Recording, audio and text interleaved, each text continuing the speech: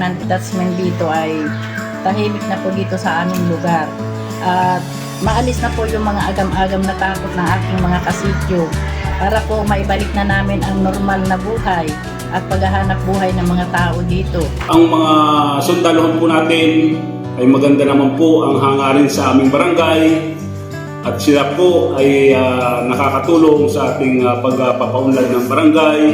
Kaya po sila ay narito upang matulungan ang mga kabarangay ko dito sa Barangay Bacolod. Patay ang 5 miyembro ng Citizen Armed Force Geographical Unit o CAFGU.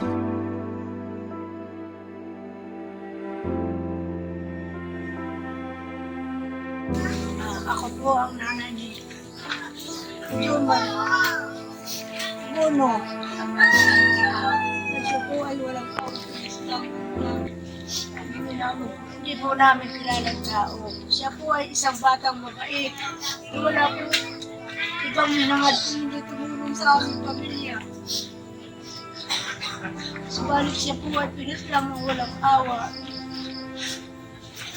ng mga NPA. Kaya po ako ay nananawagan sana. Sana naman po ito po pagkakataon itong nangyari sa aking anak ay wala nang sumunod na mangyari sa ibang pamilya. At sana naman po ang nangyari sa aking anak ay sana po magkaroon po ng katarungan.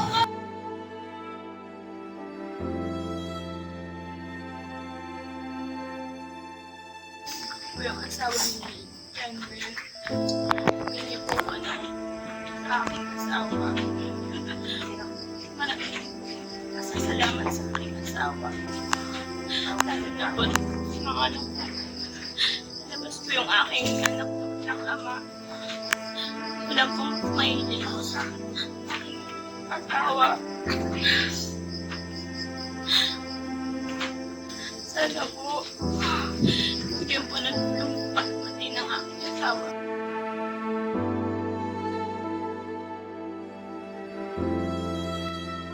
Ako po si Romel, tatang mo namatay na gabi siyang kasama po.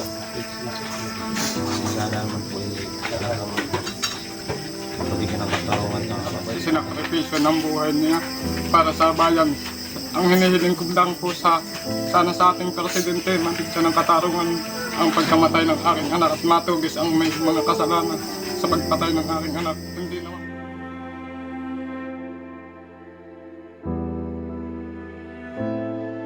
Ako po si Dinang Marilyn Rapa, ina ni Ka Alton James Rapa.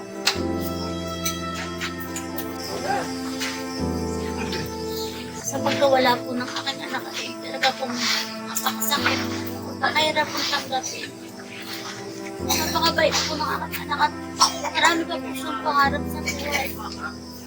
Hanggang ngayon po hindi na niya natupad dahil po sa maaga po niyang pagkawala.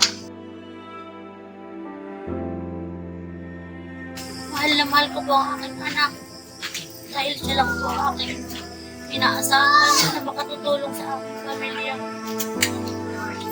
at sa kanyang mga kapatid dahil kami po sa mahirap naman.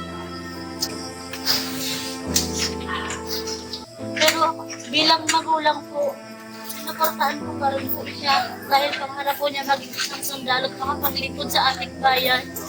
Kaya ipinagmamalaki ko po siya.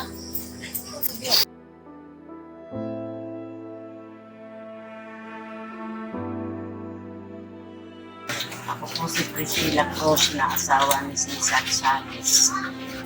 Ako po ay nasaktan din po sa mga pangyayari ginawa ko sa asawa ko.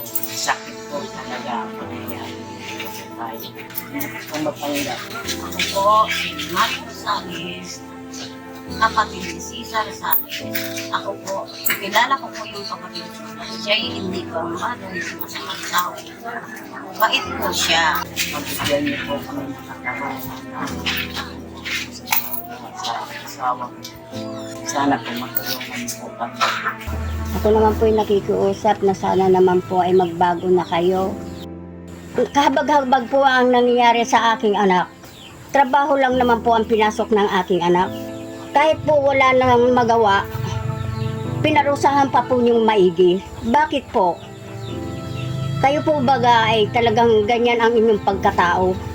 Wala kayong konsensya, wala kayong habag sa inyong kapwa. Dahil ako po talagang hirap na hirap tumanggap sa tama ng aking anak. Hindi ko po halos makilala. Nakilala ko po na laang sa singsing. Kung wala pong singsing, talagang hindi ko na po makilala.